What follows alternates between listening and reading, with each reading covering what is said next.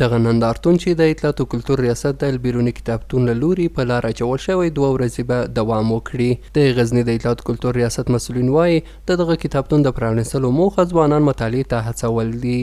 همدا پروګرام هدف دا و ترڅو ځوانان دې ته وهڅول سي چې مطالعې ته مخ واړوي، همدارنګه دې دود ته لا وده ورکوو، په راتلونکي کې ځوانان دغه برخې ته زیات متوجه سي. همدارنګه د ځینې نشراتي کتابونو نشر چې هغه چا له ځانو سره ایښي وي او خپله د مطالعې لپاره نه وي چې هغه تر ټولنې ته وړاندې سي او د تحفې په ډول باندې بل چاته وړاندې کړي.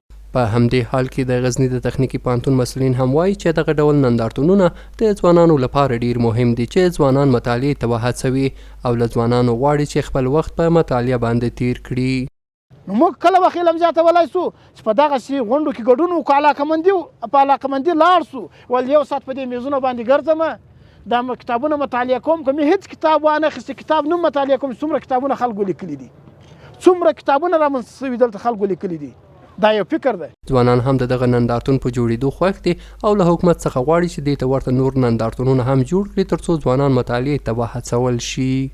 ډیر مهم ده، لکه څنګه چې موږ وینو په نوره نړۍ کې لکه یو انجینر چې دی، یو ډاکټر چې دی، په خپل مسلک کې ډیر معلومات په هغې برسېره یو فعال ذهن هم لرلی شي، د مطالعې په څنګ کې قوي مطالعه لري، همدغسې قوي ذهن او خبرو کې په وینوالۍ کې په هر څه کې مطلب جوړ وي.